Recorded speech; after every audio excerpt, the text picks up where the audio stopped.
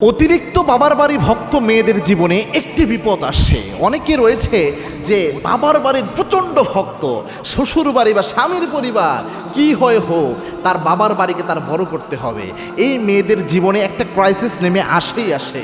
এটা কিন্তু মারাত্মক একটা বিষয়। প্রথমত জেনে রাখেন, একটা মেয়ের যখন বিয়ে হয়ে যায়, ওই মেয়ের আব্বার চেয়ে, আম্মার চেয়ে, মামা মামি, চাচা চাচি, গোটা দুনিয়ার চেয়ে তার কাছে সেরা হয় তার স্বামী। একজন নারীর সবচেয়ে বড় সম্পদ। একটা স্বামী কত মূল্যবান সম্পদ।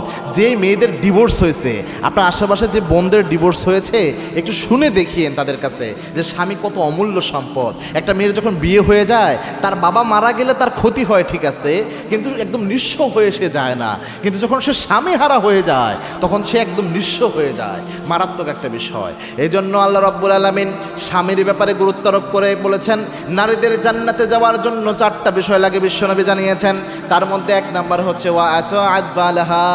যদি কোনো নারী তার স্বামীর আনুগত্য করতে পারে, ওই নারী সরাসরি আল্লাহর জান্নাতে চলে যায়। 4টার মধ্যে একটা এটা যে আল মারআতু ইযা সাল্লাত খামসাহা ওয়া সামাত শাহরাহা ওয়া আতাআত বালাহা। 3 নম্বরে আল্লাহর হাবিব বলেছেন যে স্বামীর অনুগত্য করতে পারে সে ব্যক্তি, সে মহিলা জান্নাতে চলে যায়। অনুগত্য বলতে হালাল বিষয় অনুগত্য।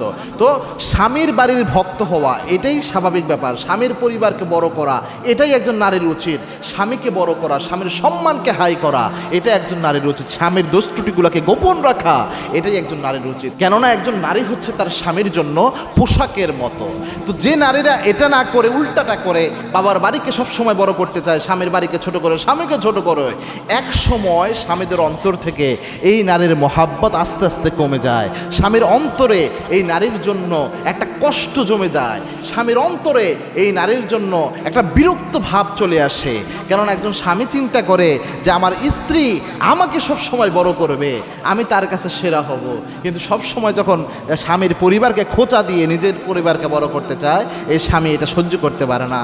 যার কারণে এক সময় এই সম্পর্কটা অতটা বেশি বন্ডিং থাকে না, সম্পর্কের মধ্যে ভালোবাসা কমে যায়, হৃদ্যতা কমে যায়। এক সময় ওই নারীর জীবনেই মানসিক অশান্তির কারণ হয় এই সংসারটা। এই জন্য অনেক বোনদেরও এই সমস্যাটা রয়েছে।